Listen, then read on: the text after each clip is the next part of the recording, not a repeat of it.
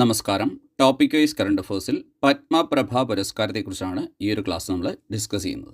അതാണ് 2024 ജേതാവ് റഫീഖ് അഹമ്മദ്. 2024 ജേതാവരാണ് റഫീഖ് അഹമ്മദ്. 2023 ജേതാവ് സുഭാഷ് ചന്ദ്രൻ. 2023 ജേതാവരാണ് സുഭാഷ് ചന്ദ്രൻ.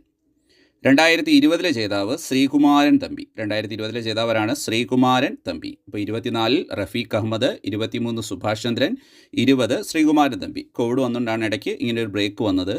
പുരസ്കാരം നൽകി തുടങ്ങിയത് 1996. പ്രഥമ ജേതാവ് ഉണ്ണികൃഷ്ണൻ പുത്തൂർ. നൽകി തുടങ്ങിയ വർഷം 96. പ്രഥമ ജേതാവാരാണ് ഉണ്ണികൃഷ്ണൻ പുത്തൂർ. നിലവിലെ സമ്മാനത്തുക 75,000 രൂപ. നിലവിലെ സമ്മാനത്തുക എത്രയാണ്? 75,000.